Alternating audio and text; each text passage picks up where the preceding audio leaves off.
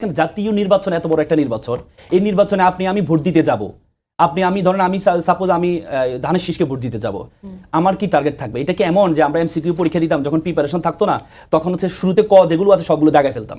এটা তো এমন না।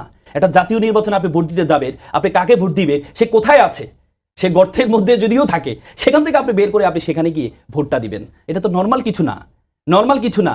যে এমন না যে আমি গেলাম শুরুতে যেটা আছে আনারস আছে আনারসকে দিয়ে দিলাম, দাড়িপাল্লা উপরে আছে দাড়িপাল্লাকে দিয়ে দিলাম, এটা এমন না। জাতীয় নির্বাচন প্রত্যেকে সচেতন, বাংলাদেশের মানুষ প্রত্যেকে সচেতন, প্রত্যেকে ভোটটা যখন দিবে সে তার মেন্টাল প্রিপারেশন থাকবে আমি কাকে ভোটটা দিব, আমি কাকে ভোটটা দিব, এবং সে যেখানেই থাকুক, সে মার্কাটা যেখানেই থাকুক, বাংলাদেশের মানুষের মতো এত রাজনৈতিক সচেতন মানুষ কিন্তু আপনি পাবেন। আপনি একটা রিক্সা চালক হতে ব্যান চালক হতে একবারে এলিট শ্রেণী পর্যন্ত প্রত্যেকে রাজনৈতিক সচেতন, প্রত্যেকে ডিসাইডেড থাকে যে সে কাকে ভোটটা দিবে ভোট দেওয়ার আগে। সেই এমন না যে গেলাম কোন মার্কাটা দেখতে একটু সুন্দর যে ঝকঝকা তার উপরে আমি দিয়ে দিলাম, এটা এমন না।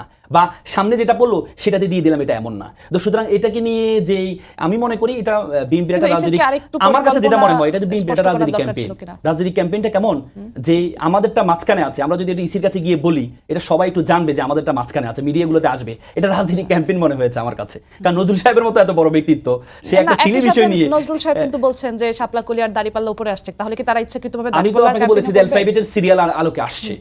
যদি এমন হতো আয়ের জায়গায় দ দিয়ে দিল বা এই অয়ের জায়গায় শাপলাকুলি নিয়ে আসলো, তাহলে সেটা বলতে পারতেন। দ এবং ধ, জামাত এবং বিএনপি 17-18 বছর একসাথে ছিল, তো তাদের মার্কাগুলো নামগুলো সব কাছাকাছি, দ এবং ধ দিয়ে।